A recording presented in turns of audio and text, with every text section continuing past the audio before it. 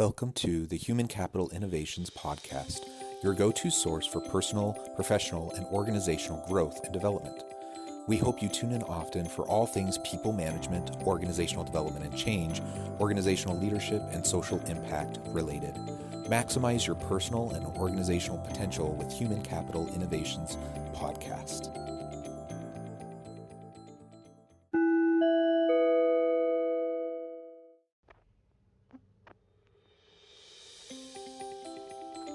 Welcome to the Human Capital Innovations Podcast.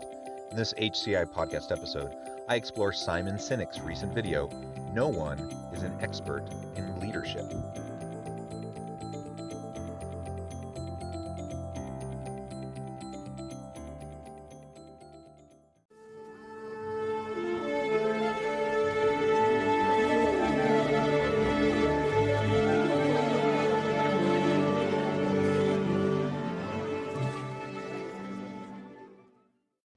Welcome back to the Human Capital Innovations Podcast. It's great to be with you again today for this HCI podcast episode. Today I'll be exploring Simon Sinek's recent video, "No One is an Expert in Leadership."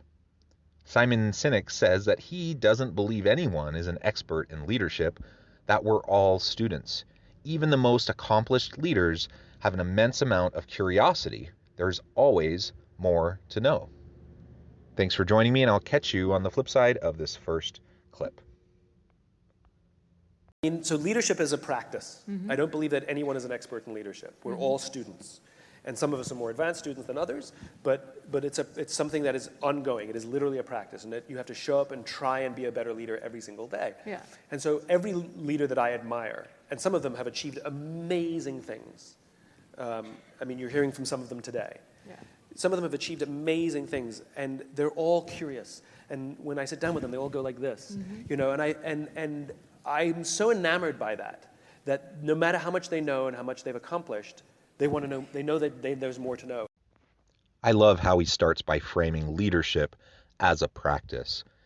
Now, I can have all sorts of knowledge related to leadership, various theories, approaches, tips and tricks, but that doesn't really mean much of anything. And everyone listening to this podcast, you get exposed to all sorts of ideas, but the exposure to those ideas and even thinking those deep thoughts doesn't necessarily do anything for how you lead in practice. In fact, some of the very worst leaders that I've ever encountered are people who were talking heads about leadership, people who are consultants, for example, who in practice with their people and their consulting teams, they were just horrible. So leadership is about practice. And I really, really like what he says at the tail end of that short opening clip, that the very best leaders, they always stay curious. They are always asking questions. They never think they've arrived. They never think they have it all figured out. When people think they have it all figured out, that's when you run. That's when you really worry. So we need to stay intellectually humble, even when we're experiencing a lot of success, even when we have credentials and we have relevant experience and people look to us and turn to us as thought leaders. That's great. It certainly, helps with our ego, I suppose. But the best leaders don't drink that Kool-Aid. They don't believe the hype. They know that knowledge about leadership means almost nothing if we don't put it into practice. And the only way that we can continually put it into practice is if we stay intellectually humble, we recognize the need to continually strive to learn and grow. That is when we have the potential to become a highly impactful leader. If that's not our approach, inevitably we will stagnate, and it doesn't even matter. Like maybe we were an awesome leader. Maybe our people look to us. They see us as great examples. That might have been the case yesterday, but what about today or tomorrow? What about next year? We can't rely on, in perpetuity, what we did early on. We have to continue to build off of it, and we have to continue to develop and maintain and sustain relationships of trust. We have to continue to strive to be a servant leader, and we have to roll up our sleeves, work alongside our people, and truly demonstrate leadership through practice. You're never too old to learn. No, but I'm talking about the Richard Branson, Howard Schultz, like all of these guys that I've had the opportunity to meet. they're all insatiably curious. And they all know that whatever they've done, they know there's so much more they don't know. And the ones I'm suspicious of are the ones that go, I think I know what I'm doing. Building off of what he said in that first clip, in the second clip, she probes a little bit, the interviewer probes and asks him about those great leaders, and he zooms in on and gives a couple examples of great leaders who are constantly curious, who never feel like they've arrived, who are constantly asking questions and aren't willing to allow themselves to stagnate. He also says kind of what I referred to in my own commentary, that it's when people feel like they've arrived, when people think they have it all figured out, when they think they know what to do, that's where you need to really be scared. That's where you need to run the other way. That kind of arrogance, as well-meaning as it may be, and as much confidence as someone may try to display, that kind of arrogance is a red flag, because either it's false vibrato and they're trying to act more confident than they are, which is disingenuous and dishonest, and it erodes trust, and ultimately they're going to make poor decisions but lean on their position power to try to get people to comply, or they really just think they do know, in which case that kind of intellectual arrogance will lead to all sorts of problems, and they won't rely on the expertise of their people.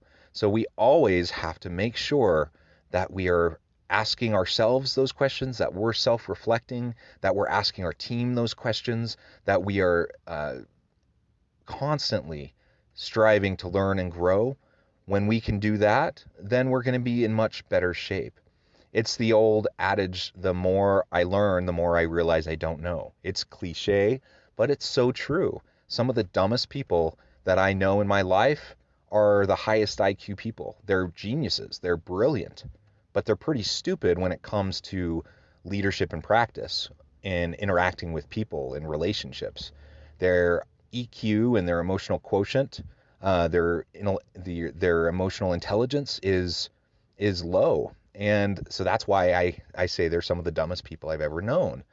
And it usually comes back to arrogance. They think they know. They think they have it figured out, which means they're not really listening. They're not really continuing to learn. And they're not trying to continually grow. That is a huge problem.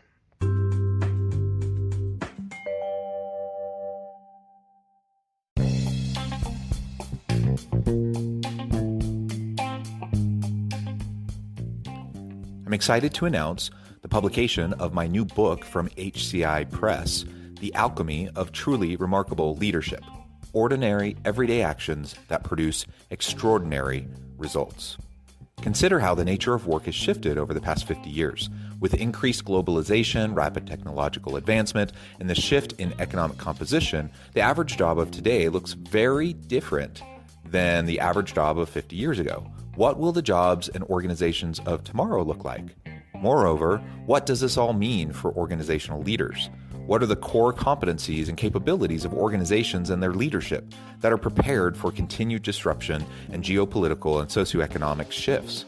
Regardless of what the future holds, increasingly, leaders need to be socially minded, data-driven, decisive, champions of talent, and disruptors of the traditional notions of leadership, teams, organizations, and work. The Alchemy of Truly Remarkable Leadership will help you to explore your own leadership competencies and capabilities and consider ways to apply and implement them into your workplace and personal life.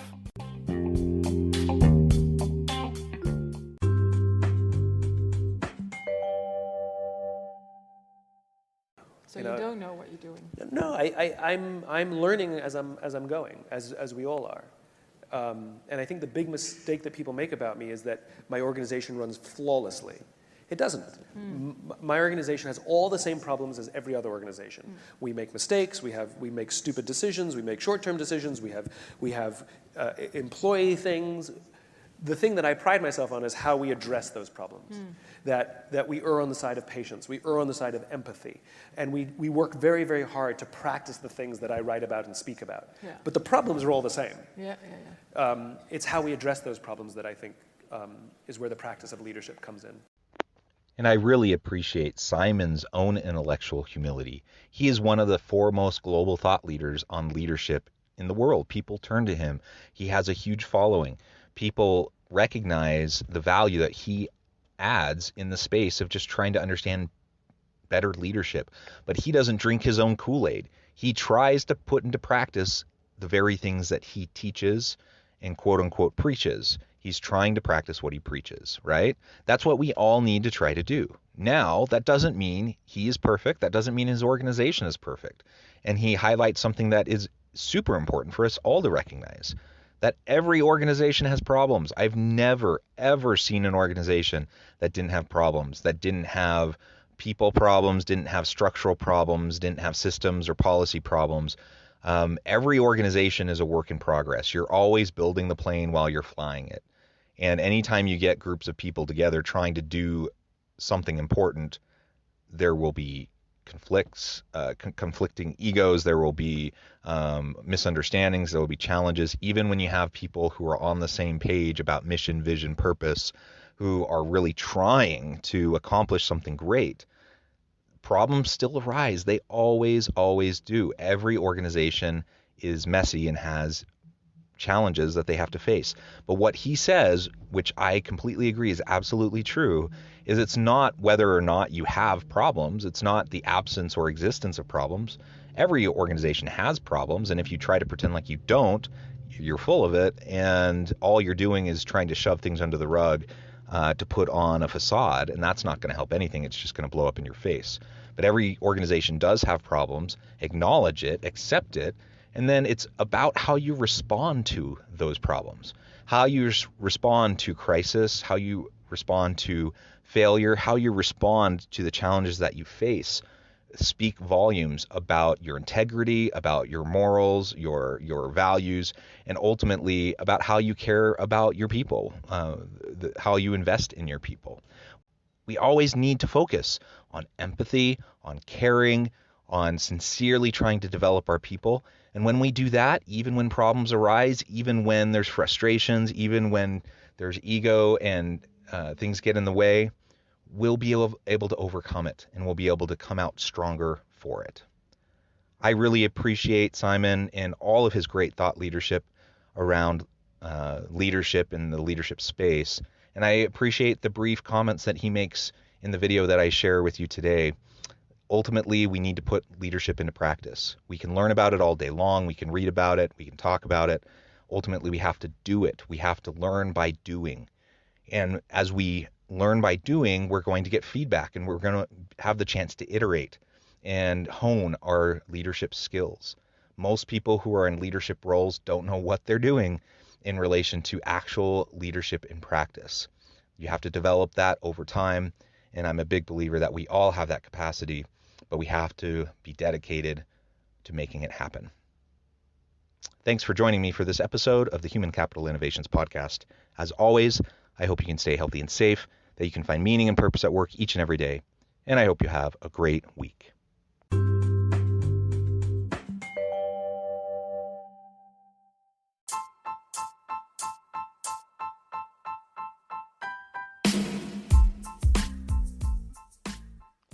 We are excited about the launch of HCI's new magazine, Human Capital Leadership. Human Capital Leadership is a free, interactive e-magazine designed to help individuals, leaders, and organizations find innovative approaches to maximize their human capital potential. We will be publishing issues quarterly in August, November, February, and May. Check out the first issue and let us know what you think.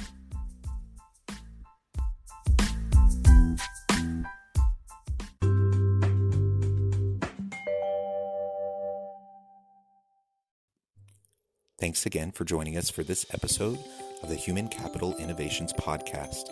I hope you stay healthy and safe and that you have a great week.